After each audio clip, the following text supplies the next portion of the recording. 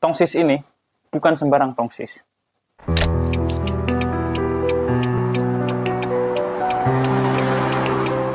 Untuk video kali ini pemilik channel ini tidak bisa tampil, karena jerawatnya pecah lagi, kalaupun tampil juga percuma aja mukanya enggak sedap dipandang, apalagi sekarang tambah jerawatan bikin makin enggak sedap dipandang, maka dari itu saya asistennya, yang akan menggantikan sementara waktu bersama menemani kalian. Dan untuk pembahasan selama beberapa menit ke depan, saya akan mengulas tuntas produk dari TNW berupa tongsis dengan kode produk L16, bisa kamu lihat pada bentuk fisik kemasan tongsis ini terlihat elegan dalam balutan warna hitam dan pink.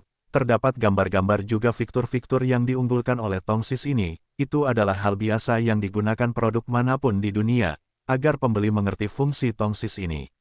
Di dalam kemasan, sudah pasti ada barangnya yang terbungkus plastik putih seadanya, buku petunjuk biar pembeli tidak tersesat dan kembali ke jalan yang benar, tetapi dalam bahasa Cina dan Inggris. Kemudian, sudah, tidak ada apa-apa lagi di dalamnya.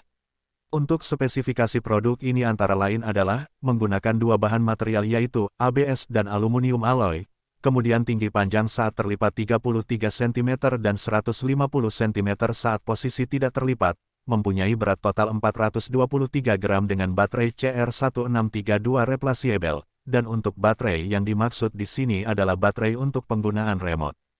Produk yang satu ini mempunyai banyak fitur-fitur yang diunggulkan, tidak hanya desainnya saja yang menarik, akan tetapi juga masih tersedianya sistem Bluetooth yang ditempatkan pada bagian handheld stabilisasinya. Tidak hanya itu saja, tongsis ini juga menempatkan mounting 1/4 inch pada bagian atas, yang mana mounting tersebut berfungsi sebagai penempatan aksesoris tambahan, termasuk sebagai fungsi kedua dari tongsis itu sendiri. Dan fungsi kedua tongsis ini adalah sebagai tripod kamera DSLR, kamera mirrorless, atau kamera compact yang dapat ditempatkan pada bagian atas, yang mana sudah tersedia mounting pada bagian atasnya.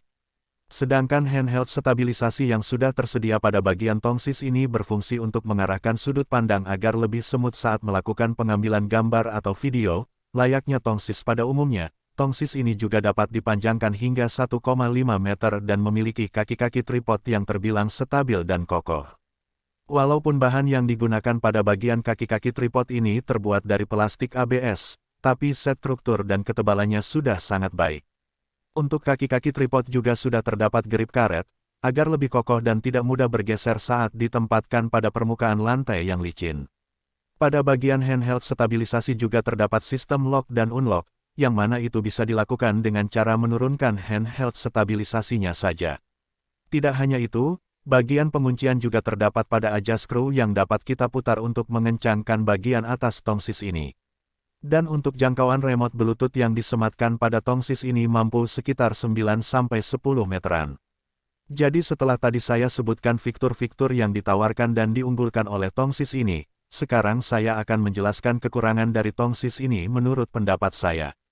Yang pertama adalah bagian kaki-kaki tripod tidak bisa disesuaikan untuk medan yang ekstrim, jadi hanya bisa digunakan untuk tekstur permukaan tanah yang rata. Yang kedua tidak adanya genggaman grip karet, untuk memberikan kenyamanan saat digunakan sebagai tongsis. Yang ketiga penempatan remote Bluetooth tanpa magnet, melainkan hanya dengan slot sistem memungkinkan remote tersebut mudah terjatuh saat dibawa. Dan yang keempat, bahan aluminium alloy hanya terdapat pada bagian pipa teleskoptik, hingga ke bawah bagian titik tengah kaki-kaki tripod saja. Itu berarti bagian-bagian lainnya pada tongsis ini terbuat dari bahan plastik ABS, walau begitu menurut saya bahan plastik ABS yang digunakan tergolong kokoh dan tebal. Hal itu bisa dirasakan dari bobotnya yang hampir mendekati setengah kilo, lebih tepatnya 423 gram. Pesan saya buat kamu kalau kamu mau subscribe atau enggak channel ini, mau like atau enggak, terserah kamu aja oke, soalnya yang punya channel ini juga orangnya bodo amat, kalau dinasehatin ngeyel, dan cuma bikin saya emosi. Ya, jadi itu saja yang bisa saya sampaikan buat kamu, karena saya juga udah capek, banyak ngomong terus sambil suruh baca tulisan dari tadi, tapi enggak dibayar, walau begitu saya tetap doain aja buat dia, supaya dia bisa nongol lagi di channel dia sendiri, jadi saya enggak kayak orang bodoh gini ngerasa dikerjain sama dia. Sekian dari saya, bila ada kata-kata yang tidak enak didengar saya mohon maaf dan bila ada yang kelebihan mohon dikembalikan. Saya pamit undur diri dan terima kasih.